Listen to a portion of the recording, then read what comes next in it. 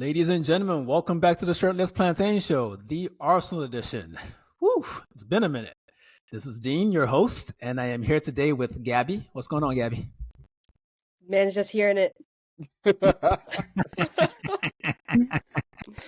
And as always, Coach is here as well. What's up, Coach? You sound so disappointed, man. Like, we already lost. It's fine.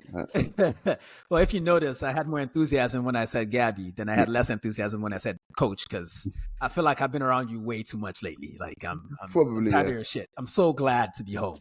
But in any event, we are here to express our disappointment in the team that we all love. But we have a show to do, so we're gonna stick to the structure. Mm-hmm. Guys, this was a very unique lineup. We haven't seen one like this yet for a variety of reasons. We have a bunch of injuries. Bukayo did not make it.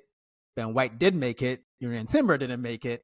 But let's just go through the lineup real quick. David Raya in goal. Calafiori at left back. Gabriel, Saliba, Ben White. Number 5, Declan Rice. Trossard on the left. Mikel Merino as sort of a 10/striker type thing. Coach made a quick comment about that in the chat very early. Raheem Sterling replacing Saka on the right. And Kai Havertz, as always, up top. Gabby, when you saw that lineup, I mean, it was new to all of us, so I didn't even know how to feel. I didn't have time. I was running errands, but I was like, this is different, but it should be enough. How did you feel about it? I was worried about the midfield just because I think I know what Mikel Moreno can do, at least from what the things that I've seen of him. And I was really excited for him to start. I said I wanted him to start as soon as possible, as soon as he's fit, I should say. So I was excited to see him, but I was thinking like 3 kind of defensive midfielders almost, like in the midfield is going to be a little bit shaky. And I figured we would have enough, but then we saw no Saka, and I was like, okay. And then I was like, no Martinelli as well. And I was like, okay. Well, it might be a little bit rough. We'll see a set piece FC goal, maybe. Mm-hmm. Coach, what'd you make of it? No Sakanelli for sure is just, yeah. I think that was the midfield wasn't the the midfield wasn't the obviously what I wanted, but our 2 match winners from like the last 2 match days and our 2 best wingers not playing, any team like suffers in the league with that. Liverpool, you take out Diaz and Salah, you take out Savinho and not Doku, the other guy, I don't know, whoever it is. But you get you know what, maybe just Savio. How about that? Maybe, but joke aside, you know what I mean? Like it was just always be different. The midfield we'll get onto, but yeah, I wasn't too fussed with it because it was a midfield full of men, and yeah, like a tough away game. Bournemouth are a good side, they press well, so yeah, I wasn't too fussed about it. Defense is what it is. Do you know what I mean? Like, not too fast. Only thing I was excited about in the defense is Gabriel was our captain. Yeah. Oh, yeah. That means something to me. It means something to me. Honestly. It means something to me as well.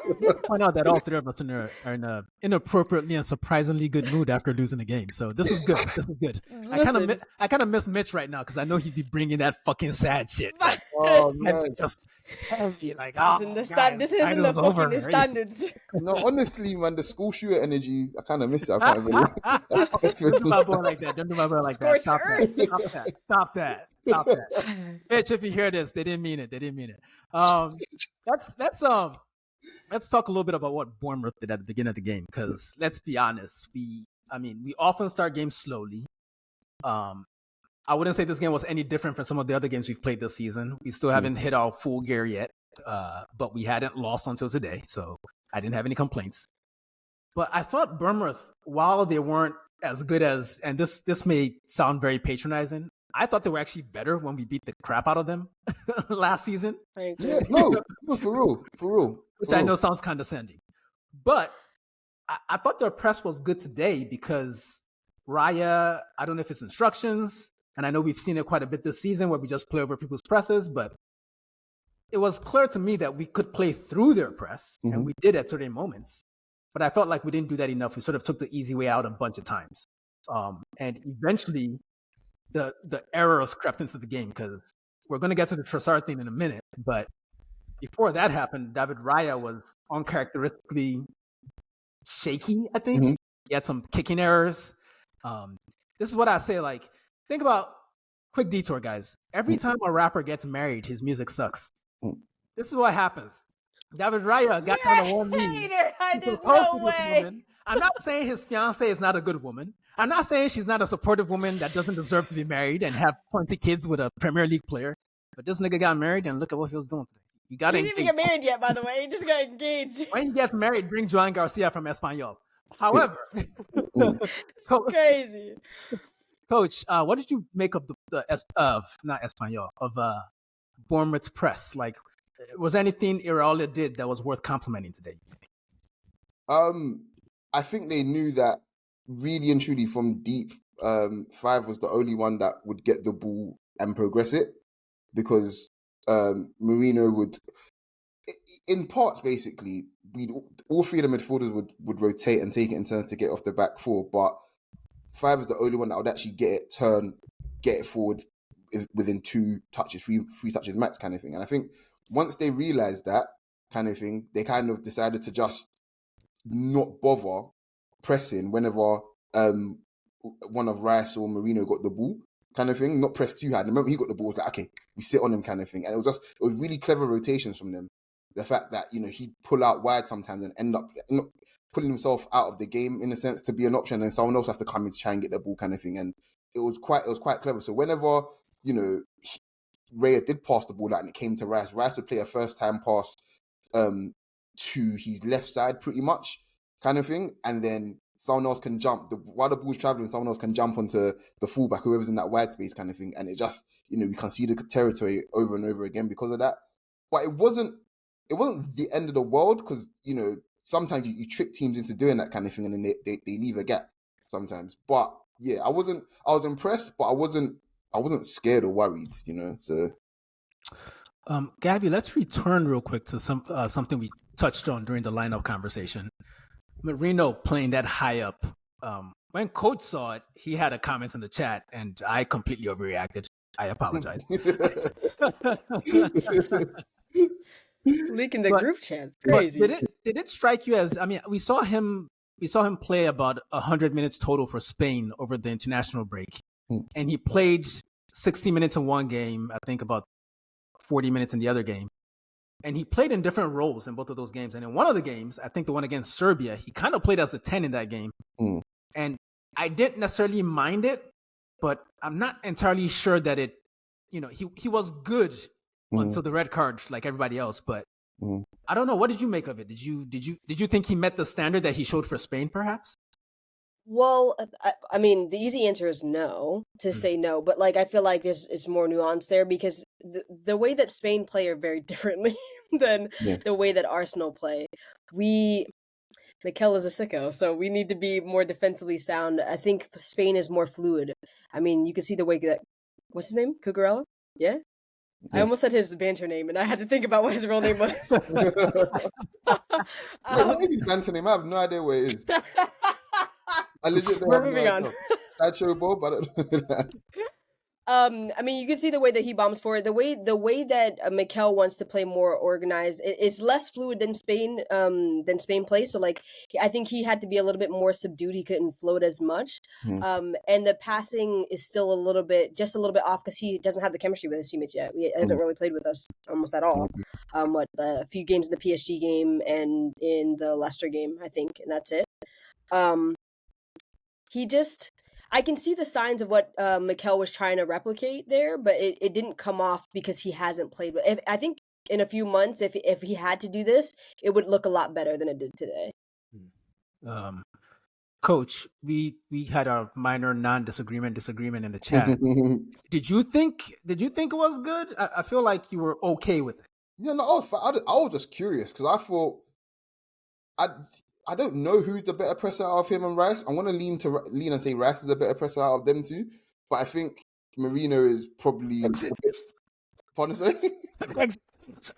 Sorry, no, but I'm just going to lean in and say that I think Marino is probably better in the attacking phases. So let's say he does press really well. Let's say he wins the ball there. There's more chance for us making something out of it if he has it higher up than Rice would. So I understand the thinking behind it, but I don't think there was a 10 today. There wasn't. There couldn't have been a 10 today. It was very much a 4-3-3 and just, for lack of a better term, 3 lumberjacks in midfield, which they're obviously very, very good players, but you can't expect to have players create in that midfield. It's very much a get the ball, not bypass the midfield, but in a way bypass the midfield, but get the ball up to our forward players and get those players running onto the ball, because they're, between Marino and Rice, they both strike the ball really well. So it was one of those things where it's almost the forward line would be creating for them in a way. You know what I mean? So like the OG Klopp Liverpool type shit. Yeah, kind of thing. You know what? Very functional. Let's just get it up. That midfield, Klopp. Pretty sure Klopp tuned in to see that midfield. To be honest, because I'm sure he would have enjoyed that for sure. Just obviously not the result. While angry Germans were egging. I was gonna say, I don't think he's turning in. He has too much hate mail right now. We talked about lumberjacks in midfield. Arsenal notoriously now were the dark arts, were the physical team, were the lumberjacks, were the wrestlers. However, not every player on the field today was a wrestler. And both of the wings, we had sort of our weak spots, if you will, in Trossard and Raheem Sterling. Gabby, given that we're half talking about a Jamaican. You got this question. I would never let this go. You got this question. What did you make of Sterling's performance? He wasn't on for long, obviously. I was going to say, it wasn't even a performance. Yeah, but for the 30 minutes that he was on, what did you make of his performance? I could see that he was definitely grown into the game quick. I mean, after our slow start, which I hate, they were definitely getting to the ball to him a lot, and they were trying to run at his fullback, constantly running at his fullback, trying to get into the box. It was also, I think, a moment where I was screaming for him to shoot. I was like, just shoot the ball, just shoot. Don't try to dribble past 3 people. Don't be Jesus. Just shoot the ball. But I thought he was good. I mean, it's a small sample size, obviously. And the last game that he really played for real is Leicester, and that game was a nonsense in itself. Southampton. Southampton, sorry. I was there hating from the crowd.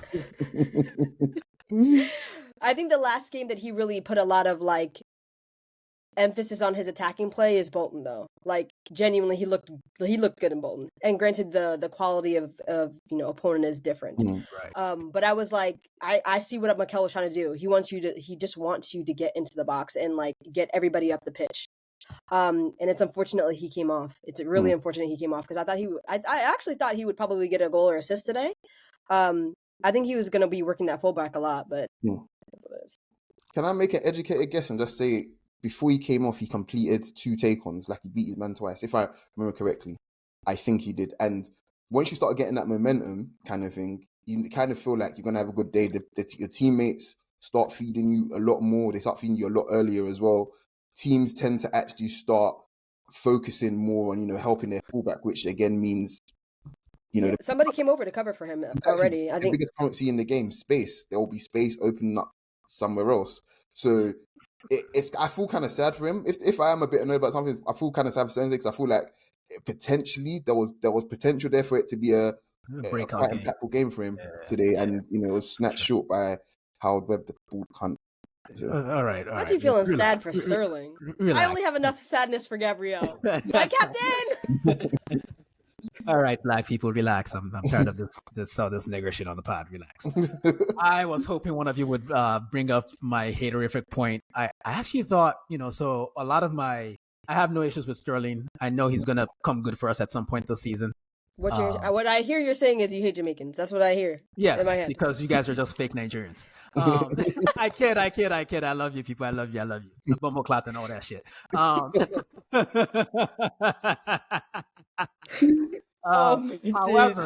However, I wanted to make the point. By the way, just so you know, Dean, so you know what that means. My fiance listens to this, so you know what that means. So. What? She's gonna kick your ass? She's not touching me. I live in America. I'm good. Whatever, Cam. You can't stop me. Anywho, I did want to make the point that I'm still not impressed with his work off the ball. He seems in duels, he's, for lack of a better term, he's a bitch. And tracking back, he looks so slow, but when he's chasing the ball, or the ball is, he's happy, I kind of need that to improve. Maybe he is what he is at this point. He's 29. We don't really expect him to develop too much more as a player, but I'm gonna need just a little bit more, like 10% more, because on the other wing, Trossard is sort of the same physical profile, slower even, but I think there's a lot more effort going backwards with him. But he's also been with Mikel longer. That's a buy-in thing. There's definitely been with Mikel longer. Like Mikel knew this motherfucker when he was missing chances at City. Mikel made this motherfucker's career. Mikel gave this motherfucker a Gillette commercial and shit, man. I remember this shit. Years ago. 400 years ago. Okay, I'll stop. I mentioned Trossard, so let's just get to it, guys. We basically lost this game. Like every other point we've dropped this season, we kind of shot ourselves in the foot. And I hate to single someone out, but if you're not a big physical player that we can lump the ball up to, and you can't win duels on a consistent basis, and you're not quick, that means you're in the team because of your technical quality. When you pass the ball backwards and you essentially assist Evan Nilsson's dive, because that's what the fuck it was, a foul, but a dive nonetheless. Between that and the era away at City, do we have a problem, Gabby? The pundits will tell you we do. We definitely have a disciplinary problem, but for 3 or 4 red cards in 8 games is not nice. It's not nice. I don't know. I will say, unfortunately, I know Trossard haters are rejoicing right now because that was a horrendous performance. That was a horrendous performance from him today. I can't lie. I love Trossard, but I can't lie. When I first watched this, I genuinely thought in my head, I was like, I didn't see that Trossard had been the one to pass it back. And I was like, why are they calling for a red card when this guy was offside? Like, how can that be a red card? And then when they showed the replay and they were like, oh, Trossard passes the ball back. He put Saliba in a bad position. He had to foul. And I'm like, what did I just watch? Like, what did I just watch? Like, there's a theme in this team, a bad theme in this team, where sometimes I feel like we had that bozo gene sometimes, and we just like to play passes that we should not play, and that will come back at the end of this pod. But like, we like to play passes that we should not play. We should just like get the ball forward, clear the ball, kick it off of somebody for a throw in, which was also a problem today because we can't take throw ins. But like, I don't know. Like, I was just like, there's no way that just happened. Like, there's just no way that just happened. Like, did I just watch that? And it wasn't kind of like the other one where he kicks the ball away and you're just like, the referee's going to give a red card. Like, you just know he is because he just gave a Declan Rice red card. Fair enough. I don't agree, but whatever.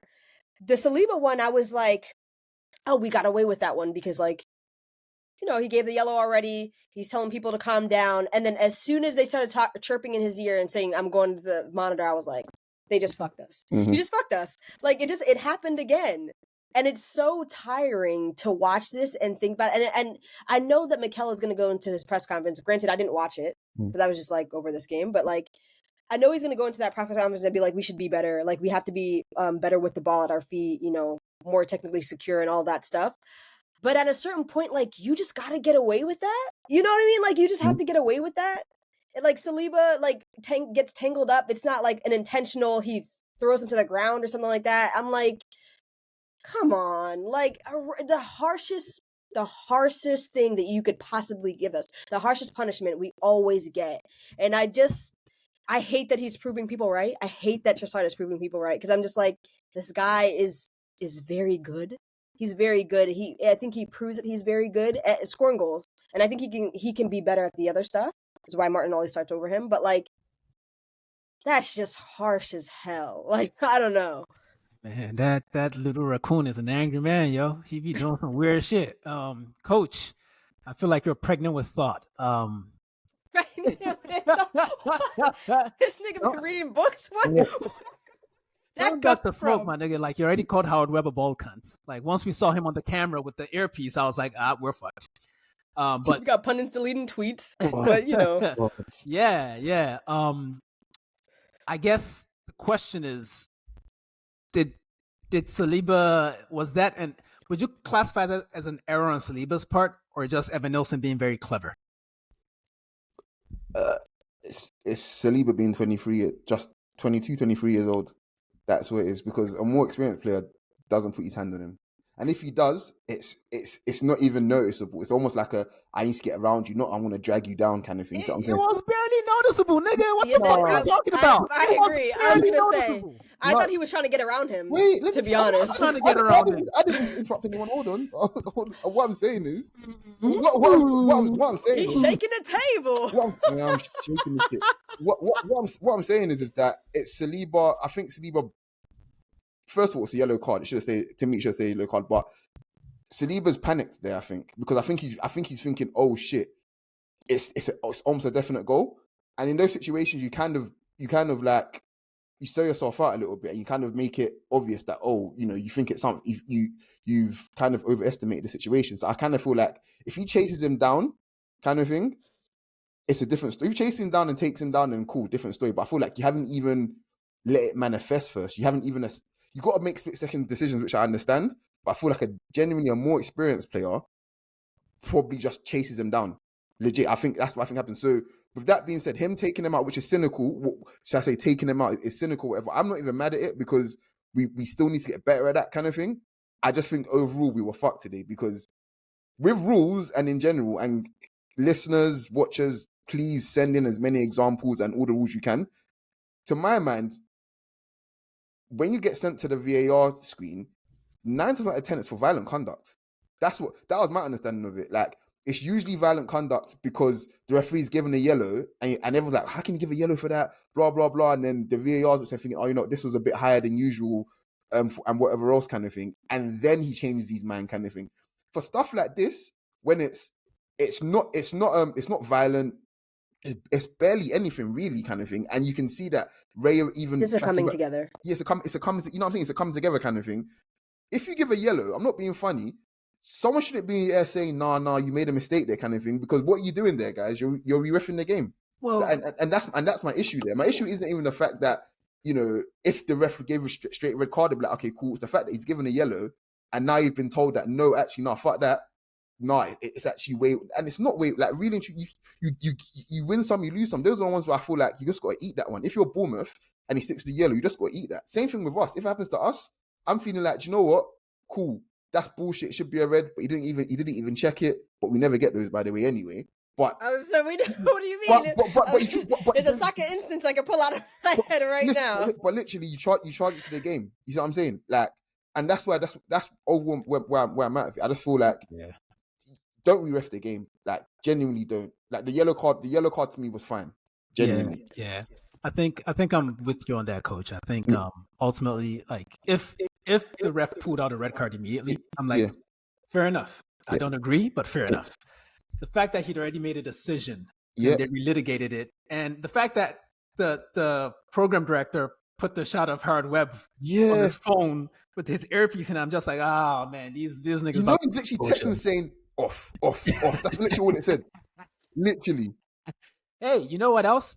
Jared Gillett does not referee Liverpool games because we know this. He's a Liverpool fan. He's a Liverpool fan, and he was on VAR today, and we play Liverpool next week without Saliba. But I'm not trying to be a conspiracy theorist. Can we applaud that? Genuinely. Listen, we ain't going down. Listen, I don't want to go down the rabbit hole, but you guys make these shit obvious.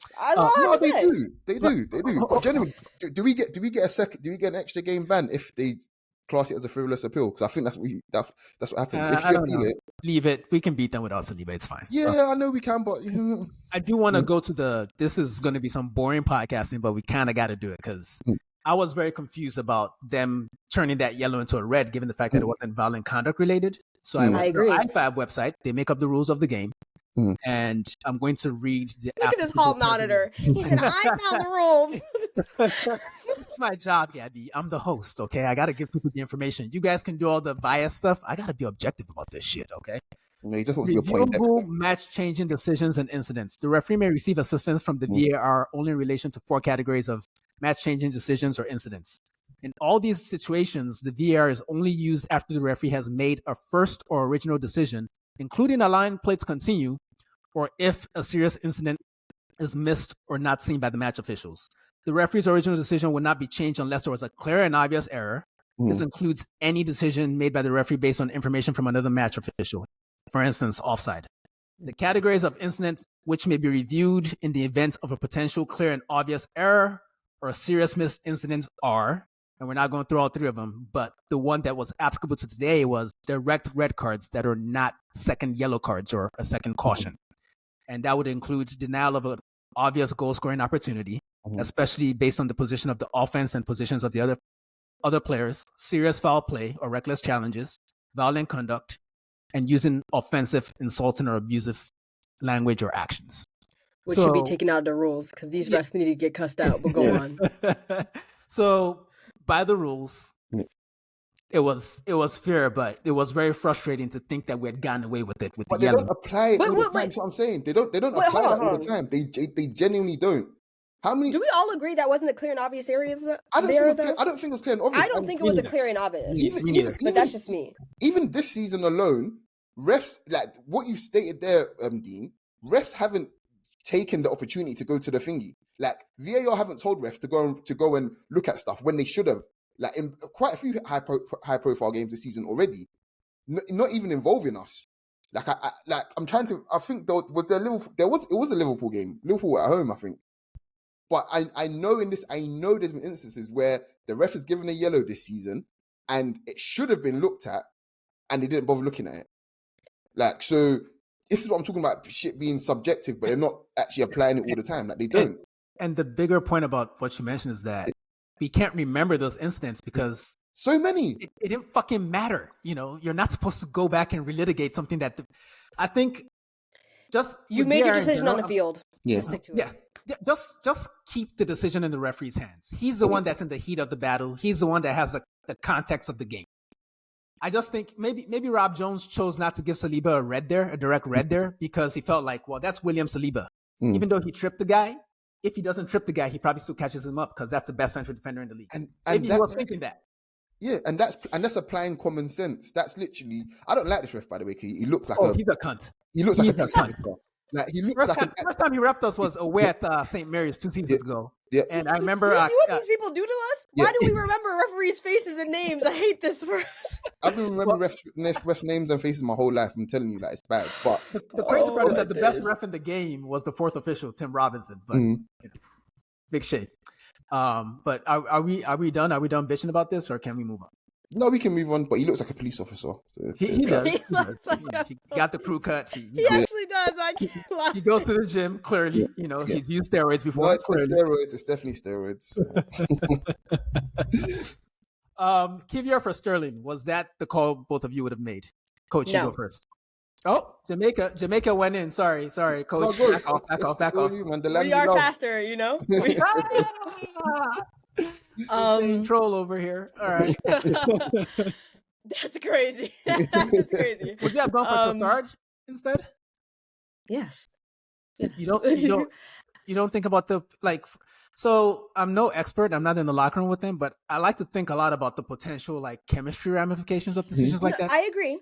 If a makes a mistake and you yank him right away, it's like, you might lose the player. I feel that, and I do. With Kiwior. No, I take it back. I wouldn't go for Trossard first. I would go for Sterling, but I wouldn't go for Kiwior. I wouldn't put a defensive player on for him. Honestly, I know we didn't want to play Martinelli and all that, but fuck that bullshit. Him or Ethan had to come on. Somebody who could get the ball up the pitch, because everybody else is going to be more defensively sound.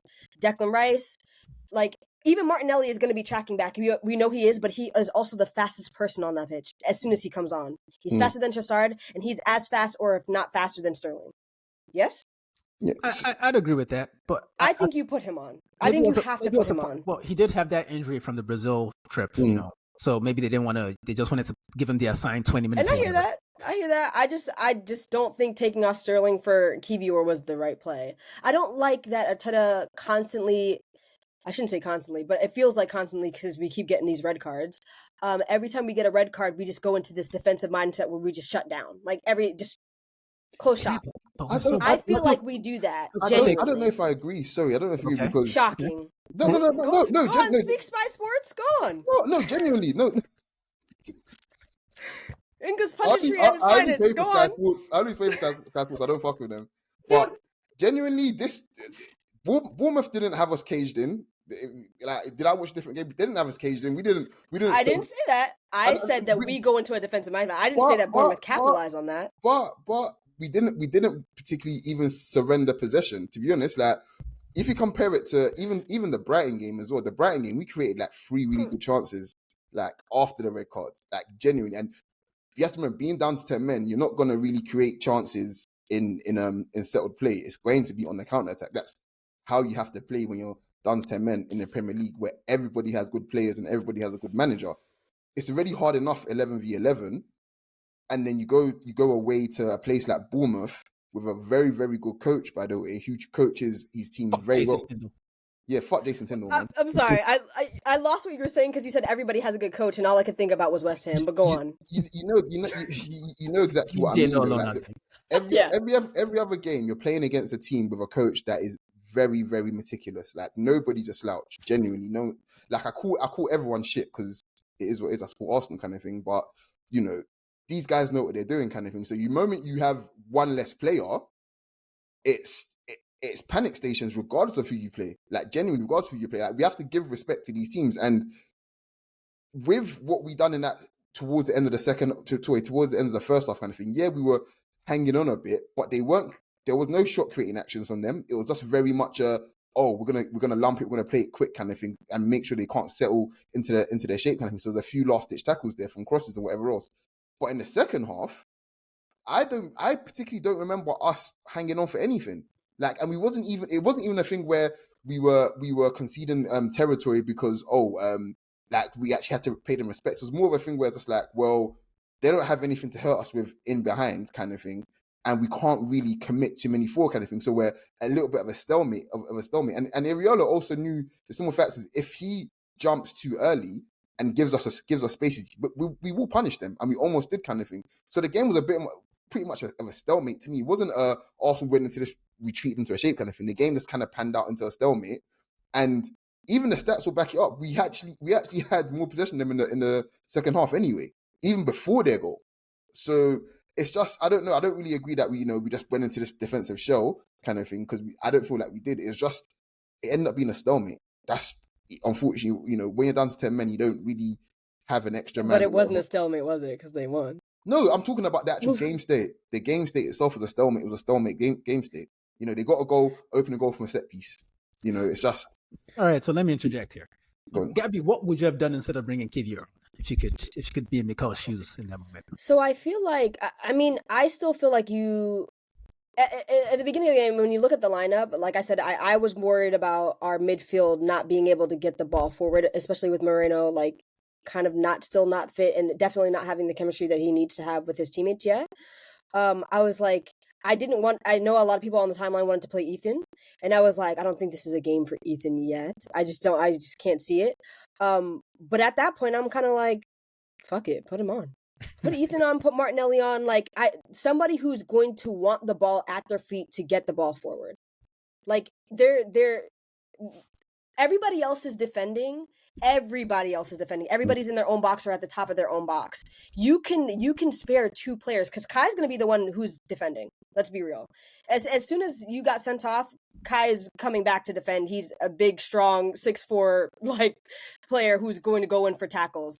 Like, you might as well put on somebody who can run in behind or play the final pass in behind for someone.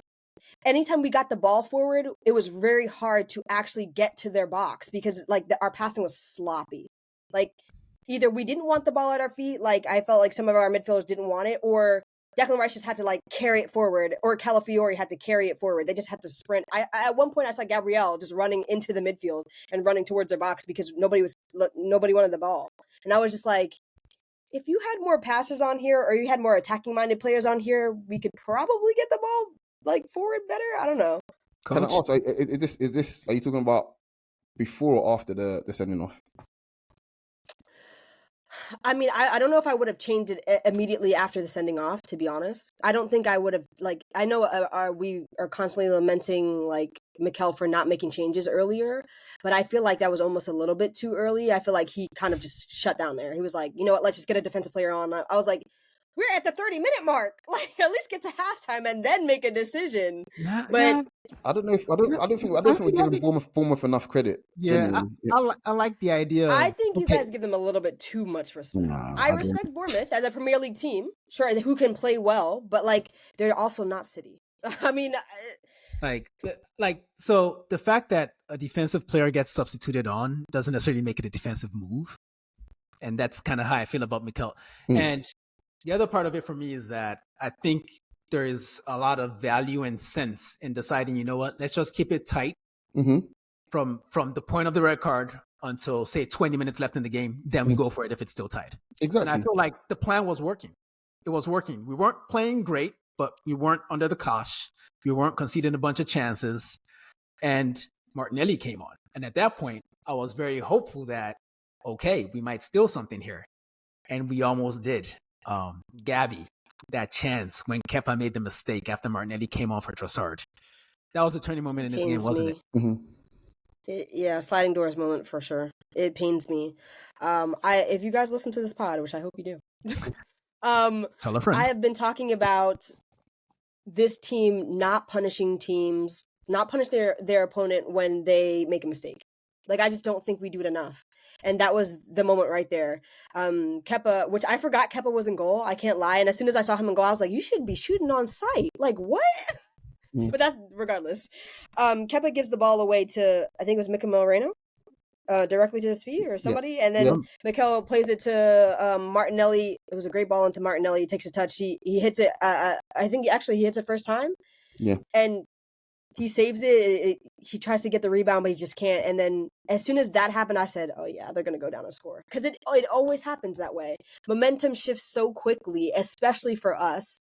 And I know you're going to be like, I didn't think we were going to concede after that. But No. I was going to say, we do it as well. We've given up some big chances and punished teams straight away. Like, it goes both ways. That's just football.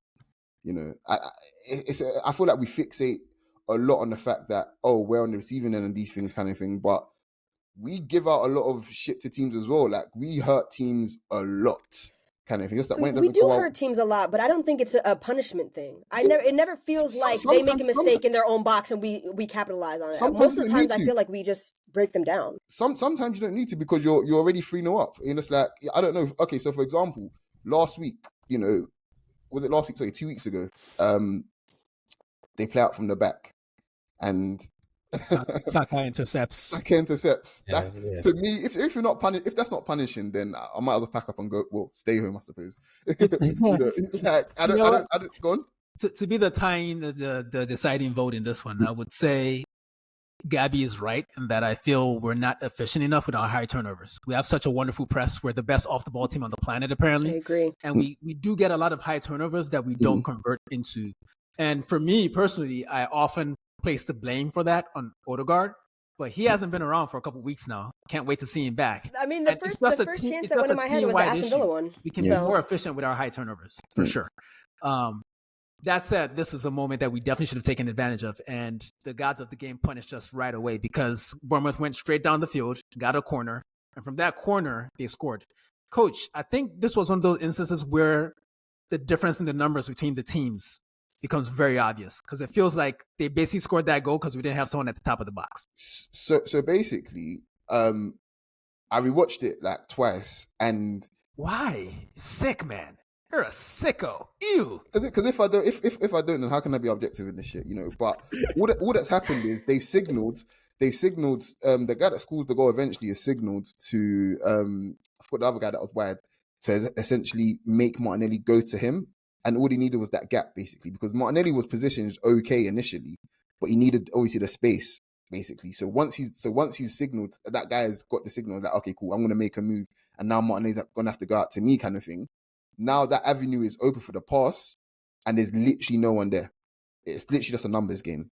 It's honestly, it's just a numbers game. I can't be too mad. To be honest, it was really smart. You know what I mean? It was a really good set piece, man. But it was a lovely finish. Yeah, it was. It really was. And those are the kind of finishes those are like 2 out of 10. Like the ball's coming back at you on the half volley. You sky those or it hits your ankle. Like it's happened to me 100 times. Those balls coming back at you like this. It's either it goes in the top corner or it goes anywhere else. It's You, ridiculous. brother, you. Work on your technique, bro. What the fuck wrong with you, man? That never happened to me. Not once. It's Not once in my difficult. life. Until I lost my knees. I swear. I swear to every gang. I swear. Sure. Especially the Latin kings. I want to go kind of niche on this. I don't know if either one of you noticed this, but the youngest member of our team today, that wasn't Ethan, or before Ethan came on, was Calafiori, our handsome Italian man. And I felt like he sort of lost his head after the goal went in. Like, he just got very, very Italian afterwards. He was remonstrating a lot. There was a lot of gestures. He was mad at passes going astray. And it was just like... Italian. It was like, on one hand, I was like, bro, we don't do that here. Then on the other hand, I was like, yeah, but he cooked the pasta. You know?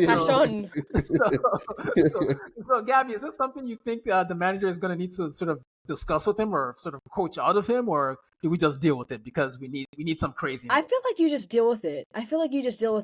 I like players who are like that. You know what I mean? Like, I like players who are more talkative, more like I don't want to say passionate again, but you know what I mean? Like, more passionate. Like, because there's nothing I hate than when we concede and I see heads dropped. And granted, I haven't really seen it in this team recently, but heads drop and you just look lethargic and you just don't care. Like, this game is done. It's just whatever. That will frustrate me. Like, and I haven't seen that in this team for a while, like at least 2-3 seasons.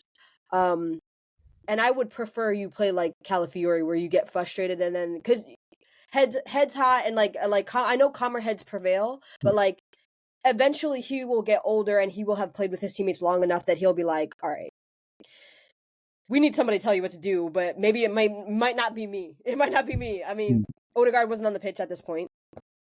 Gabriel was trying to organize the backline, but we were 1-0 down now, and you're like, I feel like he felt like he had to take the onus to be the one to say something, which may or may not be right. I don't know. I don't really care. I'd rather you say something than not. But I like it. I prefer it. I prefer that than apathy. Okay, she like the pasta. Okay, that's cool. That's cool.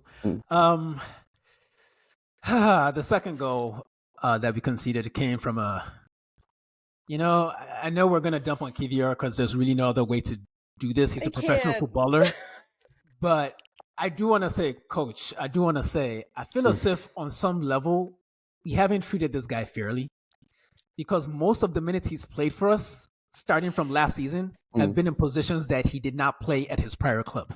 Correct. He's a left-footed center back. We play him on the right. You said we. Don't add me in there.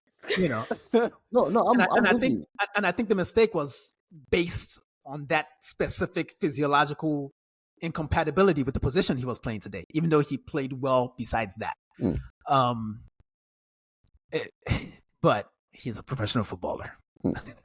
I'm with you. What's funny is I think he actually misplaced it with his left foot, I think, if I remember correctly. Yeah. He did a technique that he didn't look comfortable. He just messed it up. And that's the point. That's the point I want to get to. He did not look comfortable. And I feel like when you don't have minutes, sorry, Coach, when you don't have minutes in your legs, you're not playing as often as you normally do, and you're playing in a position that you are not as comfortable in, like, of course you're going to make mistakes. And it looks so much worse because you conceded another goal. And it looks so much worse because you're a defensive player. When goalkeepers and defenders make mistakes, everything's the end of the world. The sky is falling. When attackers make mistakes or midfielders make mistakes, it's like you could probably get away with it. Press hard. No. You could probably get away with it, but yeah. Our captain at the Bernabeu backheeling to his Spanish teammate. So yeah, I wasn't there. It happens. It happens to the best of us, But just on Kivior, mistake aside, which is a huge caveat, so apologies. He was actually pretty with the ball. He was actually pretty good. Genuinely, he was actually pretty good. And bro, he did this crossfield pass, man. Yes. He faked to go on his left, and he cut back on his he faked to go on his right, and he cut back on his left, and I was like, yes, like, this is the kind of personality that we say now these days that I want to see from my defenders, that the bravery there kind of thing. And he's just unlucky that he makes the mistake, and that's what everyone's going to remember. But he comes on, and we're doing quite. He didn't just come on and then we concede the goal straight away, kind of thing. He comes on and we're steady, like the team is steady, kind of thing. And then we go down again through no fault of his own, and then he makes he gives them the essentially the dagger, which I think the penalty is soft, which we'll get onto. But even then, like outside of that, he was fine, and we have been unfair to him. I don't say we as in like personally or whoever else can, but I mean just as a fan base in general.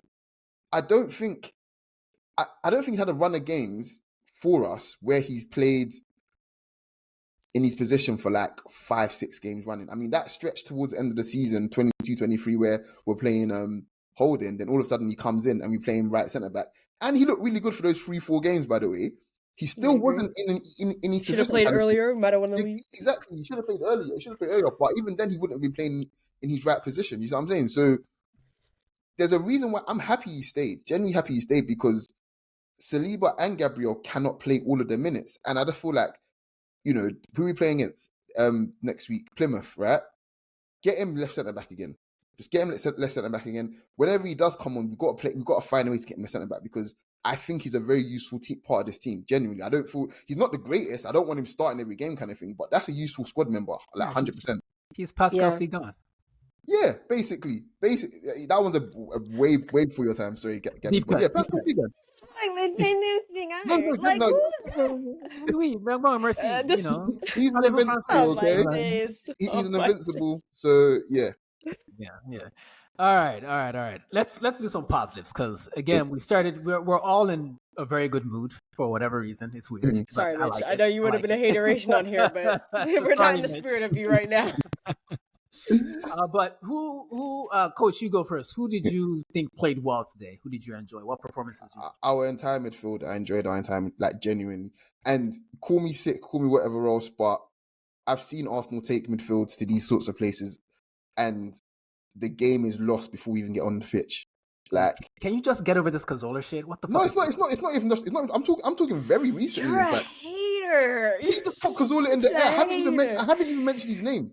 I wasn't even talking. I wasn't even thinking about like my man hasn't gone to the Etihad and done a masterclass.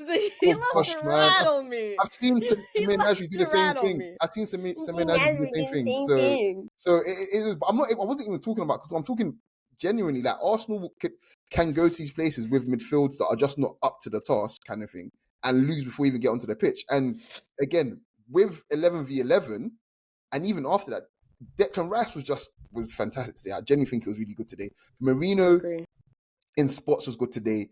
For some reason, SofaScore has given 5 or 6.4, which I don't understand, because again, he was really good today. We competed and we moved the ball quite well in periods, given the circumstances we had to play in, kind of thing. But that was genuinely my big takeaway today, that if we have to play at midfield again, and maybe we have at least one of Saka, Martinelli playing, we probably win a game like that with that midfield. Genuinely, like, we get through it. Like, Saka and Havertz win us that game with that midfield. Genuinely. So, Gabby, I thought Ethan was especially bright when he came on, and I thought Gabby Jesus was also, he probably held the ball a little too long, but that's I really hate criticizing. I hate criticizing players for their nature. Gabby Jesus is a dribbling ass fool. It's what he does. Like, you can't tell a scorpion not to sting a motherfucker. Like, that's what he does. But I thought they were both good in their limited minutes today. They both got about 10, 15 minutes at the end of the game. What did you think? I'll start with Ethan, my son.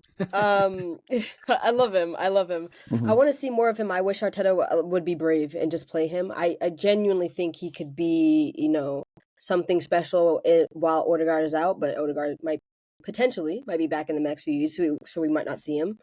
I'm on my knees at the Costco. I want my captain back. I want him back. I want to run to you. I just really like that he is so young and he doesn't look scared ever. He doesn't look scared when he comes onto the pitch. He wants the ball. He wants the ball. He wants to do something with the ball, and he's asking for it. He's constantly asking for the ball to try to create something, even if he's running or dribbling with it, even if he's looking for the pass and it doesn't necessarily come off. Like, I think we looked better when he came on, personally. Jesus does what Jesus does. He does what Jesus does. It's hard for me. I won't say I'm a Jesus hater, but it's hard for me to give him props because he is such an aggravating player. He's so aggravating for me. Coach, are you as much of a hater of our Lord and Savior as this woman is? Jesus is always gonna have a place in my squad, always, like always. So it is what it is, man. Like we have to. I feel like we got to see players through tough patches. There isn't a single player in this Arsenal squad that has had to not fight to be where they're at, like one way or the other. Like Not everyone. Saka has I was been gonna say, anointed by God. No, there is some. you know what I mean. You know what I mean. Like even people are fixing their mouths to say Gabriel is arguably our best centre back kind of things. Gabriel had a tough time initially as well, and even after that, he had some tough periods. And look at how colossal he is now. There is, to my mind, there's no reason why we can't accept that Gabby Jesus isn't in the best place right now. But look, that's still a top player. I don't care what anyone says. Like, regardless of whether he's in form or not, he's still very useful. And I don't really subscribe to the thing where we just wash our hands off players and be like, yeah, they're not good enough. They got us to this level. Now we have to move past them, whatever. If there's a player in the squad that we should feel that way about, potentially, like, they don't even play that many games anyway. And there's a reason why they don't, kind of thing. I'm talking about Zinchenko. I'm talking about potentially Tomiyasu. I'm talking about Jorginho. Those, like, and look at how fondly these guys, everyone talks about these guys. You see what I'm saying? They don't really get minutes like that. So absence makes a heart go fonder, man. Like, that boy bad. He'll never make me hate you. The best footballer I've ever watched in my life, coach. The best footballer I've ever watched in my life was Abu Dhabi. Yeah, there we go. I swear to you, bro. Like, nobody was better than him. Yeah, you know what I'm saying? And he played a grand total of 5 minutes every season. So there's. But those were always the best 5 minutes of the season. Oh yeah, facts, absolute facts. So good, so good. I have a question for you though. I have a question for you too about Gabriel Jesus. At one point, you said that you don't want to wash your hands of him. Fair enough. Mm-hmm. At what point do you say that he's not going through bad form? This is just him. This is who he is right now. This is him. The point and where he went through a purple patch. The point where Arteta says, "All right, enough's enough." You know what I'm saying? Like that's where I'm at. I don't. You have to remember as well, the way the players respond to him, the way the players talk about him as well, all these things matter. He is so popular in the squad. All these guys rate him so highly. So was Aubameyang. No, Aubameyang, but not really, because Aubameyang was a captain. He was likable, and he was just likable. These guys, whenever they talk about Gabby Jesus, they don't talk about his personality. They talk about how he skins guys alive in training. That's what they're talking about, his ability. These things matter. When he talks about chemistry and synergy and stuff, managers, especially someone like Arteta, that reads all these self-help and self-improvement books, that all these things matter to him when he talks about when he's trying to compose his team and his squad in general. Like, if the player is likable, yeah, that's great. If his own players are telling him, not just with their words, but with their actions, shit, this guy's fucking good, kind of thing, that means a lot. That holds a lot of weight. So I get he's not the most fun to watch right now, and I'm not even denying that he looks a bit shit, kind of thing. Even though today he showed a few flashes, kind of thing, but there's absolutely zero reason to give up on him. There's like zero, unless Arteta says enough's enough, then cool, fair enough. But up until only now, when Arteta says enough's enough, then. No, I don't know. That's up to. That's what I'm saying. It's up to Arteta. No. I'm asking you. I'm asking you as a fan. Like, you will only think that enough is enough when Arteta says that it's time to move him on. Well, let me answer that question. I will give up on Gabby Jesus when I think he's gotten a fair shake. Yeah, I don't think he's gotten a fair shake yet. He hasn't gotten enough. Like, based on what I've seen of him at his peak for Arsenal, he hasn't gotten the opportunity to return to that form. All he needs is one goal and a hug from the manager, and he'll be back. If anything, today, like when I was asking you guys about Trossard and Sterling not being physical enough, and maybe that wasn't the right choice for this game, even though we had a bunch of monsters elsewhere in the lineup. Essentially, what I was trying to get to, but we didn't get there, was that maybe this would have been a game to play Gabby Jesus on the wing instead. You know? Because I felt like we're a little too weak on both sides of our on both edges of the press. But that's neither here nor there. It's done now. But I think a season is long. Like, the reason why we're not mad about this game is that it happened so early in the season and we have time to recover from it. I view Gabby Jesus the same way. There's going to be a time when, I hope Kai Havertz stays healthy forever, but he can't play every fucking game. He can't play every fucking game. And when he's not available, we're going to need Gabby Jesus. And I think he's one of those guys that needs to be relied upon. He needs to feel like he's relied upon. Exactly. Right now, he's just not a main character in the team. He's peripheral, and it's showing his performances. He's kind of pressing a little bit. Once he feels more important again, he'll produce more. And I agree. I do think he does mentally. I think he needs to feel like he's relied upon, but I also think that's a bad thing. Because sometimes I feel like you're a part of a squad. You're not the main guy in the squad, and that should be okay. You should be able to want to help your squad without being the main guy.